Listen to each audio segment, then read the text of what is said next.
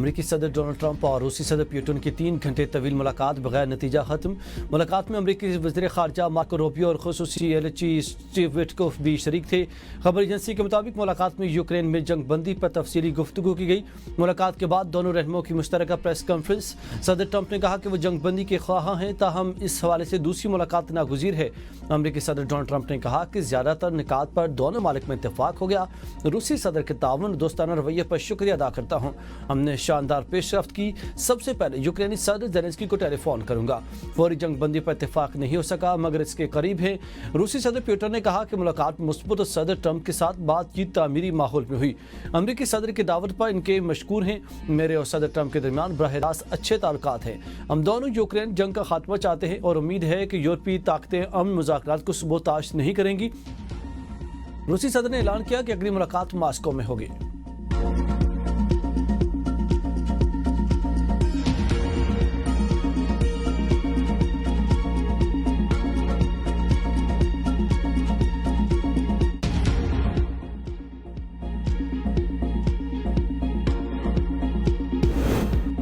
حکومت نے آئندہ 15 روز کے لیے پیٹرولیم مصنوعات کی قیمتوں کا اعلان کر دیا۔ نوٹیفیکیشن جاری۔ حکومت کی جانب سے پیٹرول کی قیمت کو 264 روپے فی لیٹر برقرار رکھا گیا۔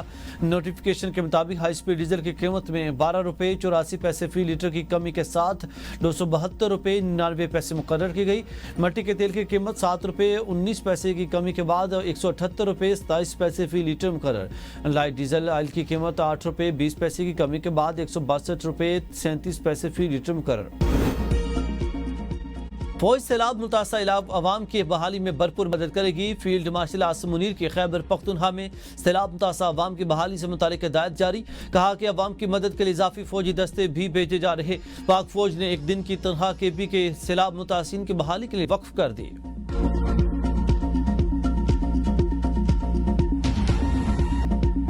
مونسون کی طوفانی بارشوں نے منسیرہ میں بھی تباہی مچا دی۔ 17 افراد جاں بحق، 27 لاپتہ۔ بٹگرام کے علاقے تھوڑ، ملکال گلی، ڈھیری حلیم اور مرحکہ پہاڑی علاقوں میں مستدار بارشوں، لینڈ سلائیڈنگ اور آسمانی بجلی گرنے سے بٹگرام ندی میں شدید طغیانی۔ 40 افراد سیلابی ریلے میں بہہ گئے۔ 2 خواتین اور 1 بچے سمیت 10 افراد کی لاشیں نکالی گئیں۔ ڈھیری حلیم میں کلاؤڈ بس سے 6 گھر سیلابی ریلے کی نظر۔ گڑھی حبیب اللہ میں بارش کی وجہ سے گھر گرنے سے ماں بیٹی جاں بحق۔ بالاکوٹ میں گاڑی سیلابی ریلے کی نظر، 2 افراد جاں بحق، 1 زخمی۔ پکوال چوک میں 1 معصوم بچی برساتی نالے میں گر کر جاں بحق۔ ایبٹ کے علاقے تاجوال میں ندی عبور کرتے 3 لڑکیاں ڈوب گئیں، 1 جاں بحق۔ بالاکوٹ میں 2 پل سیلابی ریلے میں بہہ گئے۔ سوات کے مختلف علاقوں میں موسلادھار بارش، ندی نالوں میں طغیانی، پانی گھروں میں داخل۔ متعدد گاڑیاں برساتی پانی میں پھنس گئیں۔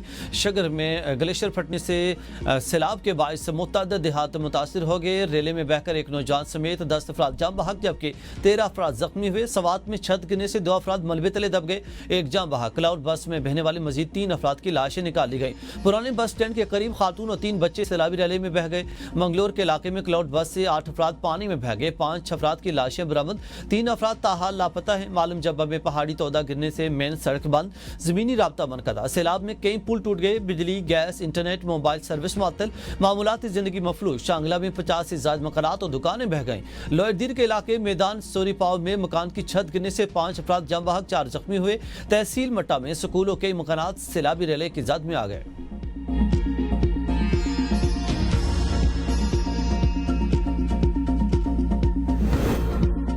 یہ وقت سیاست کا نہیں، وفاق اور صوبائی حکومت متاثرہ علاقوں میں مل کر کام کرنا ہے۔ گورنر خیبر پختونخوا فیصل کریم کنڈی کی پشاور میں میڈیا سے گفتگو۔ کہا کلاؤڈ بس کی وجہ سے مختلف مقامات پر سیلابی صورتحال پیدا ہوئی۔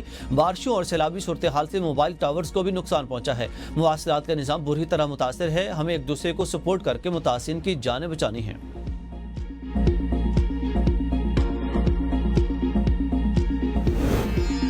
وزیر اعظم شہباز شریف کا ملک میں حالیہ بارشوں پر سیلاب کی صورتحال کے جائزے کے لیے ہنگامی اجلاس۔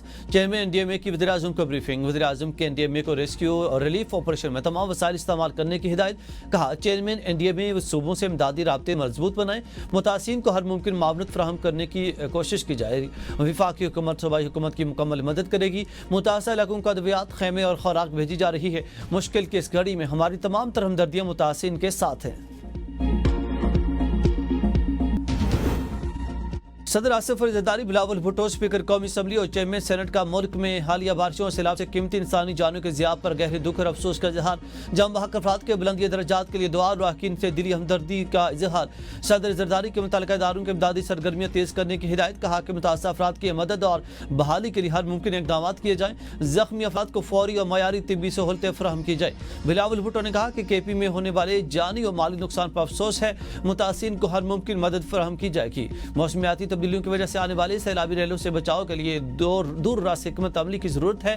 سابق وزیر اعظم راجہ پرویز اشرف کا بھی اظہار افسوس، مولانا فضل الرحمان کا ملک بھر میں ہونے والے سیلاب پر گہرے دکھ اور افسوس کا اظہار۔ مولانا فضل الرحمان نے کے پی کے تمام ضلع کے ذمہ دار کو الرٹ رہنے کی ہدایت کر دی۔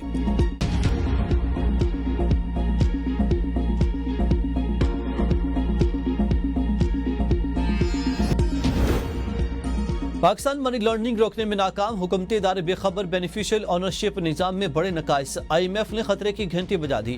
آئی ایم ایف کا کہنا ہے کہ پاکستان کے بینیفیشل اونرشپ نظام کے مؤثر نظام میں بڑے نقائص ہیں، اداروں کے درمیان بینیفیشل اونرشپ ڈیٹا کے تبادلے کا ثبوت نہیں ملا۔ آئی ایم ایف نے اپنی گورننس اور کرپشن ڈائگنوسٹک اسسمنٹ رپورٹ مکمل کر لی۔ Governance and corruption diagnostic assessment report رواں ماہ جاری ہونے کا امکان ہے۔ آئی ایم ایف نے رپورٹ کے اجرا سے قبل مسودہ حکومت کو بھیج دیا۔ پاکستان آئی ایم ایف کی رپورٹ کے مشاہدات اور سفارشات کا جائزہ لے گا۔ آئی ایم ایف کی ڈیٹا کے جائزے کے لیے ادارہ جاتی ورکنگ گروپ کے قیام کی تجویز۔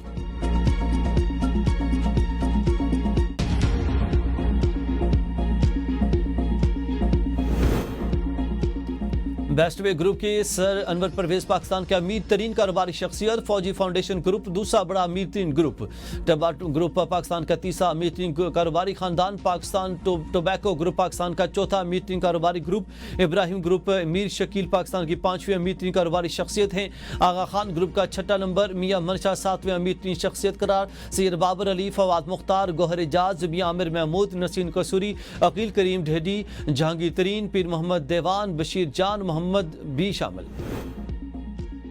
27ویں آئینی ترمیم کا کوئی ڈرافٹ حکومت کے سامنے نہیں، پیپلز پارٹی ساتھ ہوگی تو آئینی ترمیم ہوگی۔ نون لیگی رہنما بیرسٹر عقیل ملک کہتے ہیں کہ وفاق کے پی حکومت کے ساتھ مکمل تعاون کرے گا۔ سیلاب کے حوالے سے سیاسی بیان بازی سے پرہیز کیا جائے، اشتہارات میں بانی پاکستان کی تصویر کیوں نہیں تھی، اس کی انکوائری ہوگی۔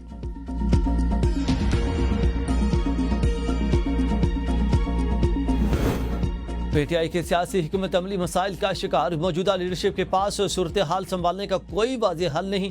سابق وفاقی وزیر فواد چودھری کے پروگرام ڈیبیٹ ایٹ 8 میں گفتگو، کہا نومبر سے پہلے کسی بڑی تبدیلی کا امکان کمزور نظر آ رہا ہے۔ پارٹی کے اندرونی سیاسی تنہائی بڑھتی جا رہی ہے، حالیہ سزاؤں کے بعد سختی جاری رکھنے کا امکان بڑھ گیا ہے، سیاسی ماحول مزید کشیدہ اور کنٹرول شدہ ہوتا جا رہا۔